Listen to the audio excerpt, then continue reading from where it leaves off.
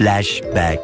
ரீசெண்டாக நம்ம ஒரு வாட்சை டெட் கண்டிஷனில் ரெக்கவர் பண்ணியிருப்போம். இதே மாதிரி தான் என்னோடய வாட்சும் பிரச்சனை இருக்குது அப்படின்னு சொல்லிட்டு என்கிட்ட கொடுத்த ஒரு வாட்ச் தான் நாய்ஸோட ஒரு மாடல் இருக்க ஸ்மார்ட் வாட்ச்.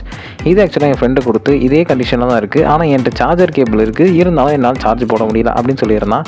சரி ஓகே, சார்ஜர் கேபிளை செக் பண்ணி பார்ப்போம் அப்படின்னு சொல்லிட்டு பார்த்தா 5.1 வோல்ட் கரெக்டாக வருது.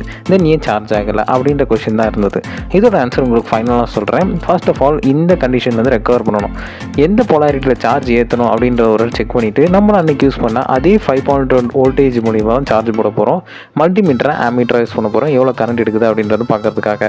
நான் ஃபஸ்ட்டு கொடுக்கும்போதே ஒரு ஃபியூ மினிட்ஸ்க்கு அப்புறம் அந்த வாட்சில் வந்து லைட் எரிய ஆரம்பிச்சிது. தென் வாட்ச் ஆன் ஆகிடுச்சு. சரி ஓகே, அதே 5 வோல்ட் தான் சார்ஜர் கேபிள் மூலியமாக வருது. தென் ஏன் சார்ஜ் ஏறலாம் அப்படின்னு சொல்லிட்டு பார்த்தீங்கன்னா, இந்த மாதிரி டஸ்ட்டு படிஞ்சிருக்கும். அந்த டஸ்ட்டை வந்து நம்ம பிளேட் மூலியமாக இல்லை ஷார்ப்பாக இருக்கிற பொருள் மூலியமாக ரிமூவ் பண்ணிக்கணும்.